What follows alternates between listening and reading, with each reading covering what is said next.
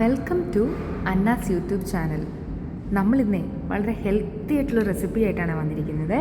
ചെറുപയർ കൊണ്ട് വളരെ സിമ്പിളായിട്ട് വളരെ പെട്ടെന്ന് നമുക്ക് തയ്യാറാക്കിയെടുക്കാൻ പറ്റുന്ന ഒരു സിമ്പിൾ അടിപൊളി ദോശയുടെ റെസിപ്പിയാണ്. അതിനുവേണ്ടി നമ്മൾ ആദ്യം 1 കപ്പ് ചെറുപയർ നമ്മൾ എടുത്തിട്ടുണ്ട്. ഫസ്റ്റ് നമ്മളിതൊരു ചട്ടിയിലിട്ട് നന്നായിട്ടൊന്ന് ഒരു പച്ചമണം മാറുന്നത് വരെ നമ്മളിതൊന്ന് വറുത്തെടുക്കണേ. ഒരുപാട് അങ്ങ് വറുത്ത് പോകണ്ട, ജസ്റ്റ് ആ പച്ചമണം ഒന്ന് മാറിയെടുക്കുന്നത് വരെ മതിയേ.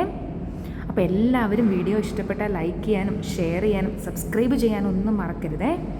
അത് വളരെ ഹെൽത്തി ആയിട്ട് ഇപ്പോൾ നമുക്ക് തന്നെ അറിയാം, നോയമ്പ് കാലമൊക്കെ ആയ സ്ഥിതിക്ക് നമ്മൾ റെഗുലറായിട്ട് പയർ തോരൻ വെക്കുക, പയർ കറി വെക്കുക, അങ്ങനെയുള്ള കറി ഇത് നമുക്ക് ചെയ്ത് വെറൈറ്റി ആയിട്ട്.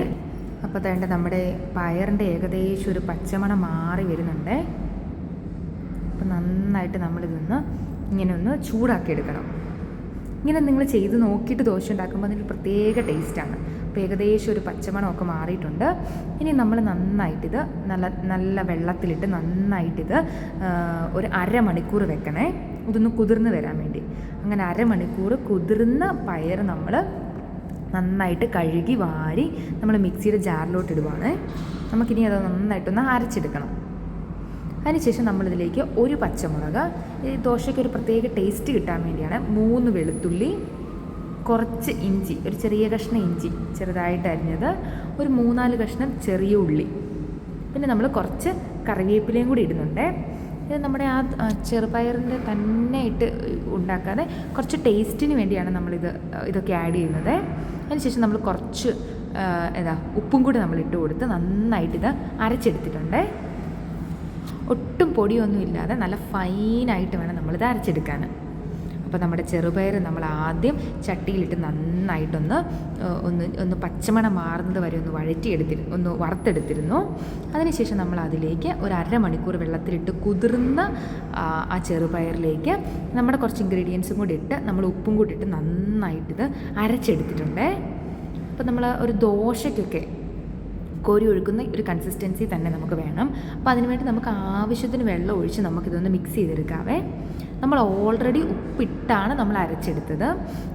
അപ്പോൾ ഈ സമയത്ത് നമുക്ക് വേണമെങ്കിൽ ഉപ്പൊന്നും കൂടെ ടേസ്റ്റ് ചെയ്ത് നോക്കാവുന്നതാണ്, ഉപ്പുണ്ടോ എന്നുള്ളതേ. ഇല്ലെങ്കിൽ നമ്മൾ കുറച്ച് ഉപ്പും കൂടി ഈ സമയത്ത് അങ്ങ് ആഡ് ചെയ്ത് കൊടുത്താൽ മതി. കണ്ടോ, കോരി ഒഴിക്കുന്ന ഒരു കൺസിസ്റ്റൻസിയിൽ നമുക്കിത് കിട്ടിയിട്ടുണ്ട്.